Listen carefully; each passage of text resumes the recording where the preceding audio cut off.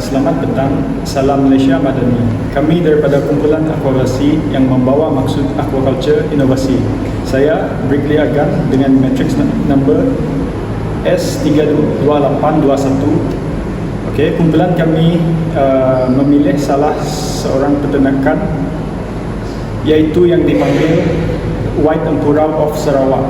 Okey, secara generalnya ikan empurau ataupun nama saintifiknya Thor tambroides yang juga dikenali sebagai Raja Sungai atau empurau di kalangan penduduk Sarawak boleh mencapai harga pasaran di antara RM800 sehingga RM1,200 sekilo dan menjadikannya ikan paling digemari oleh penternak dan pembiak hari ini.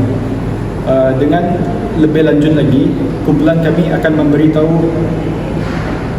akan menemu bual salah seorang wakil peternak yang menginang ikan empurau tersebut.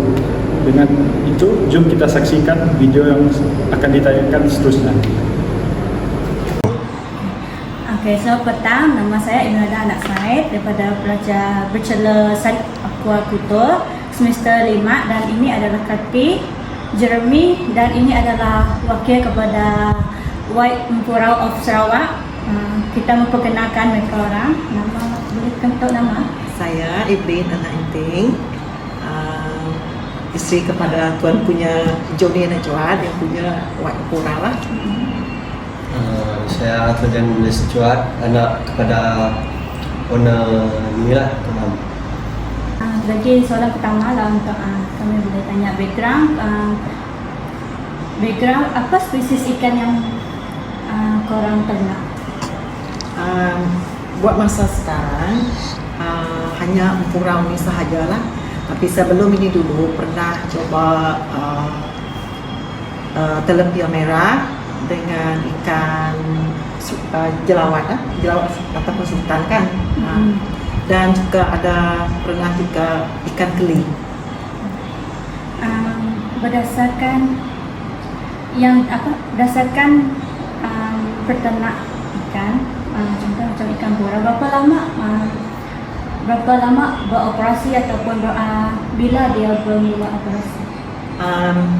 Ikan purau yang ada sekarang kami mula ternak sejak kira 4 tahun yang lepas lah, sebelum COVID lepas, jadi sehingga sekarang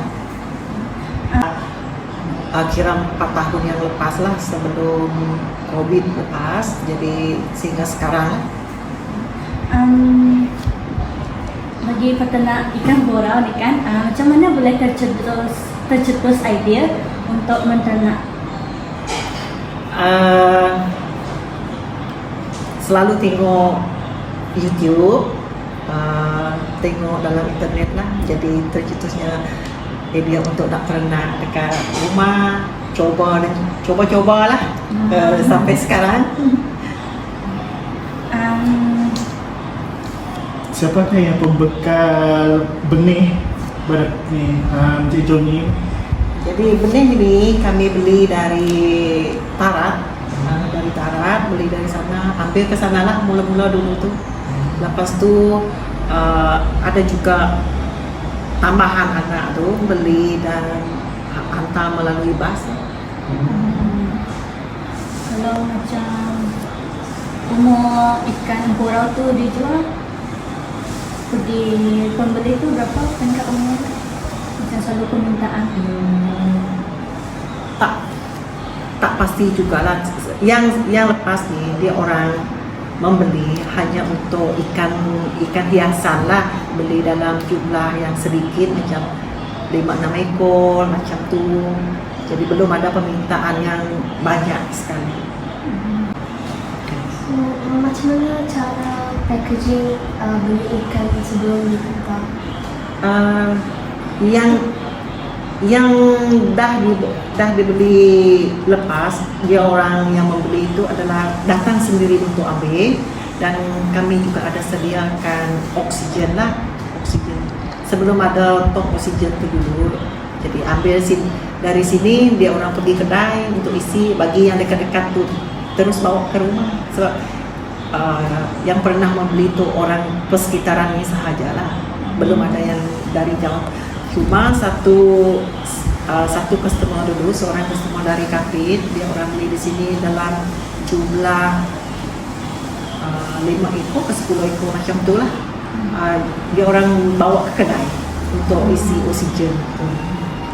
Tapi dengan kapal selamat kita sampai ke sana tu. Sekarang kita proses bagi cabaran dan halangan bagi peternak. Kalau macam dari segi cabaran ataupun halangan tu macam contoh pengurusan air macam mana tu? Kamu mengurus air. Air tu ada juga dari pipe, ada juga dari air hujan, tapi lebih kepada air hujan sebab pipe tu hanya digunakan ketika kemarau sahajalah. Jadi selebihnya daripada hujan.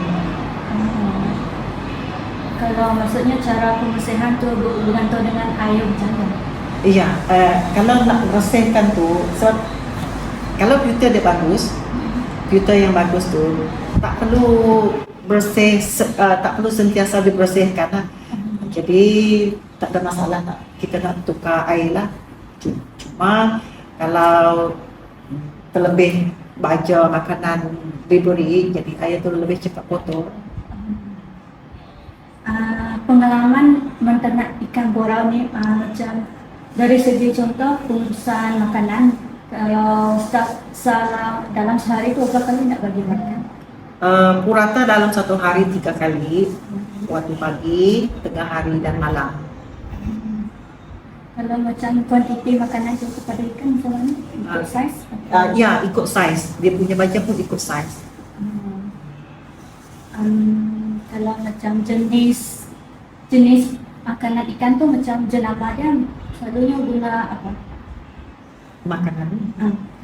Saya Macam pun tak baja kan? baja ikan biasa yang kita beri kepada ikan telepia merah, baja untuk ikan keli. Dalam sebulan tu berapa kos? Setakat saiz dia sekarang lebih kurang dalam 5 dan 600 gram untuk satu ekor. Jadi kos dia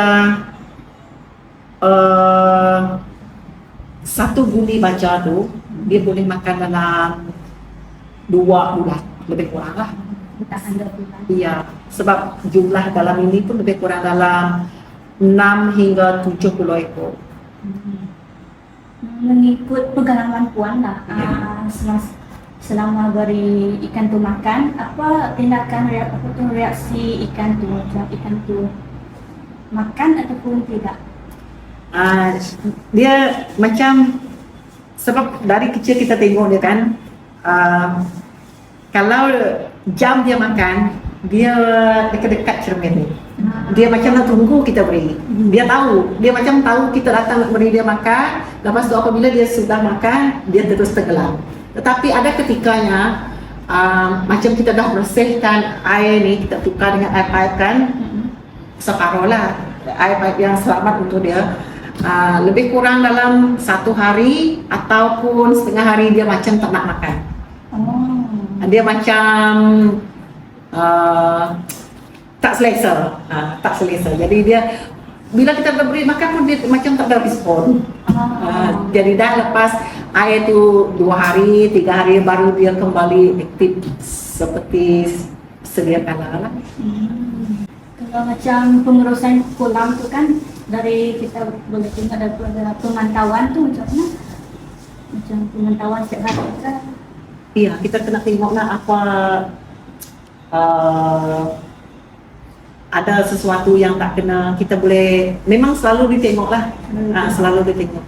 Kalau ada kulat ke ada apa kan, dan kita juga kena tengok keadaan ikan tu macam mana, adakah dia aktif hari ni, tak aktif macam tu. Kalau dia tak aktif mesti ada something wrong. Mesti ada yang tak kena. Kalau macam pengalaman puan lah kan, macam contohlah tentang elektrik, pernah tak elektrik? Iya, pernah kalau dah hujan lebat, ada cuaca yang buruk lah, cuaca buruk tu kadang kita blackout, jadi terputus bekalan elektrik. Kalau kita sedar macam waktu siang, okey lah kita terus.